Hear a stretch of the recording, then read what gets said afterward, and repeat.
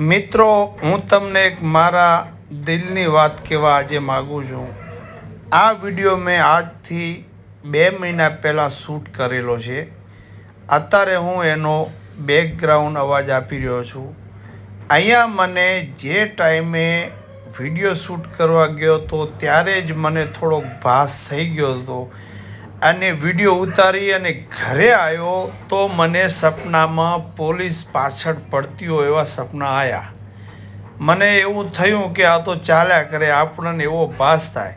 પણ એવું સતત 15-16 દિવસ ચાલ્યું. પછી મેં જ્યારે ગાયત્રી મંત્ર કે હનુમાન દાદાના જપ કર્યા, દીવો ધૂપ કર્યું, ત્યારે એ સપના બંધ થયા. પછી મને જાણવા મળ્યું કે સંધ્યા ટાઈમે સ્મશાનમાં જવાથી તકલીફ થઈ શકતી હોય છે.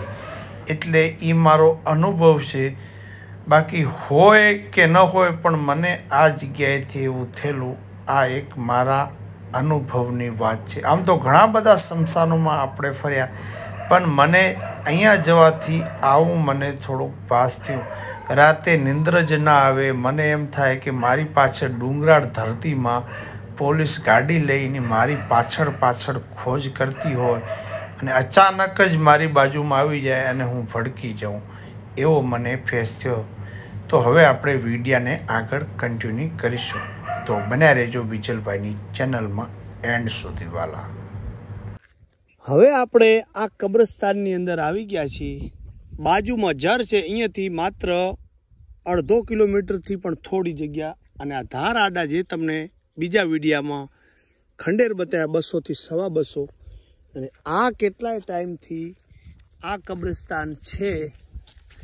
ક્યાં ને ક્યાંય સત્યારધારથી ઓળખાય છે. અને આ કબ્રસ્તાન મોમેડિયન ભાઈનું, એટલે તો એ ક્યાંય શબ્દના હિસાબે મેળ ખાતો નથી. સત્યારધાર એટલે ક્યાંય ને ક્યાંય હિન્દુનો શબ્દ છે. અને આ બધા કબ્રસ્તાન છે મોમેડિયન ભાઈના, એટલે ત્યાં આનો કાંઈ મેળ આમ શબ્દની રીતે નથી ખાતો. પણ અહીંયા બિલકુલ નજીક છે. તો એ 200 ઘરની વસ્તી ત્યાં જે તે ટાઈમે વસતી હશે, તો એમના હોવા જોઈએ એવો આપણને અંદાજ છે. સત્યારધારથી એટલે ક્યાં ને એ હિન્દુ શબ્દ છે, અને આ કબ્રિસ્તાન છે એટલે મુસ્લિમ શબ્દ છે. એટલે આની અંદર ઘણા બધા કબ્રસ્તાનો છે, બરાબર. આખો મારો કહેવાનો મતલબ કે ભાઈ, સ્મશાન હોય તો ક્યાંક ને ક્યાંક ખંડેર હોય, બરાબર. અને ખંડેર હોય તો સ્મશાન હોય. અહીંયા તલાવડી એક, અહીંયા અમે જઈના ક્યાંક બાવરિયામાં છે. અને આ વસ્તી જો પાણી પીતી હોય તો અહીંયા જર જે મેં તમને એક વિડીયોમાં બતાવી, એના ઉપર માનવ પોતે પાણી વગર ના રહી શકે. એ સહારે કદાચ આ રહેતા હોય. અને આ બધાએ ઘણા સમય સુધી પાણી વગર વસ્તી ના રહી શકે. તો અહીંયા બધા ઘણા બધા અસંખ્ય કબ્રસ્તાનો છે. હવે સંધ્યા ટાઈમ થઈ ગયો છે, એટલે આપણે આ કબ્રસ્તાનને સલામ કરી અને આપણે નીકળી જઈશું. અને ખરેખર આ કબ્રસ્તાનમાં આવી તો આપણો થોડો જીવ પણ શકે છે. કેમ કે અહીંયા એવી થોડી વાત મને જાણવા મળી. બહુ મોટું કબ્રસ્તાન છે, જુઓ છો. લાઈનસર 1-2 ફૂટની માત્ર વચમાં જગ્યા છે. અને કેટલું જૂનું હશે ભગવાન જાણે.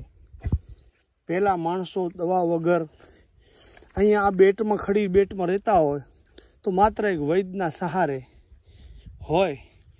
કાયમી માટે આ ભારતની ભૂમિ ઉપર માનવ જાણે મેં કરું પણ કરતાવાળો બીજો કોઈ નથી. અલ્લાહ ઈશ્વર એક જ છે. અત્યારે અહીંયા કોઈનો ભેદભાવ નથી. કાયમી માટે આ માણસો ધરતીની અંદર ઓશીકું દઈ અને સૂતા છે. એનું પણ જીવન ક્યાંક અનેરું હશે. તો આવી રીતે પાછળ 2-3 મોટા સ્મશાનનો અવશેષ બતાડી અને આપણે વિડીયાને એન્ડ આપીશું. અને આખો બતાવવાનો મારો મરમ એટલો થાય છે કે આપણો ભારતનો, અખંડ ભારતનો આ અમર ઇતિહાસ જેને માટે એક જ આખા આવડા બધા નગર કહી કે ગામ કહી એનો એક જ માત્ર શબ્દ ઊભો છે કે આ સત્યારધારથી ઓળખાતું આ સ્થળની બાજુમાં આવડું બધું ભવ્ય કબ્રસ્તાન. મિત્રો આટલા બધા માણસો રહેતા હોય ને એક જ શબ્દ ઇતિહાસનો વધ્યો હોય તો આપણને અફસોસ તો થાય જ. હવે બાવળિયાની પાછળ કબર છે અને એક સામે છે એ બતાવી અને આપણે વિડીયાને એન્ડ આપીશું. હવે આપણે બાવળિયામાં ધીરે ધીરે ધીરે ધીરે જઈ રહ્યા છીએ. જુઓ છો આ બધા કબ્રસ્તાન. મેં તમને આ 100 ફૂટ પીલબાજથી વિડીયો બતાવ્યો હતો, આગળની ક્લિપ જુઓ છો. આવી રીતે આ ધરતીના માણસો જન્મનેલાર આ જ ધરતીની અંદર સૂતા છે.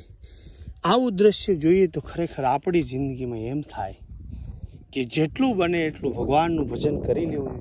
આવી જ રીતે આપણે પણ દુનિયા છોડી અને જતા રહીશું. જુઓ છો કે અહીંયા થોડોક આવો ચંગા જેવું બનાવેલું છે અને અહીંયા આ પાડીઓ ઊભો છે.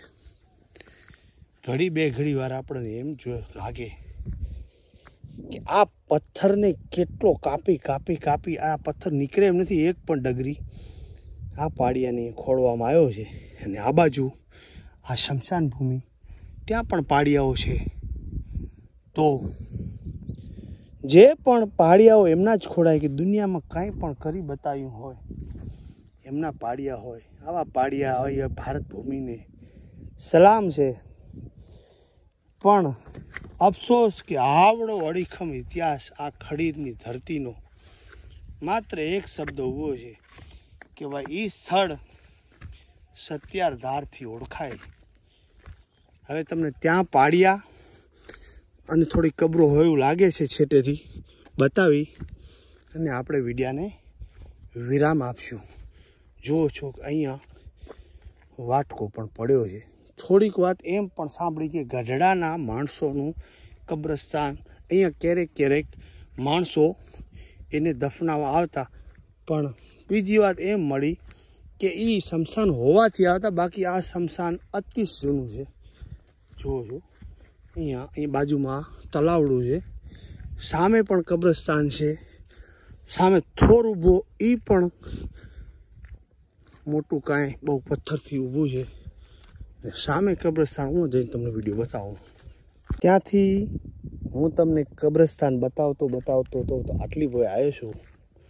જુઓ છો કે આ પણ બધી કબરો હોય, કોઈ ગોળ ગોળ છે અને સામે પાડિયાઓ છે. જુઓ છો કે હવે સંધ્યા ટાઈમ થઈ રહ્યો છે. ક્યાંય ને ક્યાંય અંદર આપણે જઈએ તો આખો અલગ અમને ફેસ થાય છે. એટલે ક્યાંક ને ક્યાંક જીવાતમાં હોય કે ન હોય, પણ આવી ધરતી ઉપર આવી એટલે આપણને થોડી બીક લાગે. ફૂવો ભેગા છે એટલે વાંધો નહીં.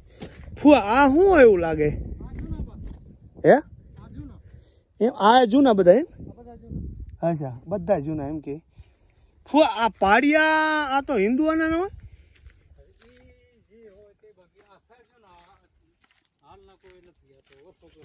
અચ્છા વર્ષો પહેલાના છે પાડિયા, બરાબર. તો આ હવે આ કબર છે કે પાડિયા, હવે આમાં કાંઈ ખબર પડતી નથી. સામે પણ આવું ને આવું ચિત્ર દેખાઈ રહ્યું છે, બરાબર. તો આપણે પણ એકદી ધૂળમાં ધૂળ થઈ જઈશું. આ પાડીઓ આવી રીતે આ બધા ખંડિત હાલતમાં આખું આ કબ્રસ્તાન. આમાં મુસ્લિમ ભાઈઓ હોય ને હિન્દુએ હોય, પણ આ અણુકીલો ઇતિહાસ છે. તો હવે આપણે વિડીયોને વિરામ આપી ફરી કોઈ આવીને આવી ઐતિહાસિક વાતો સાથે મળતા રહીશું. ત્યાં સુધી જય હિન્દ.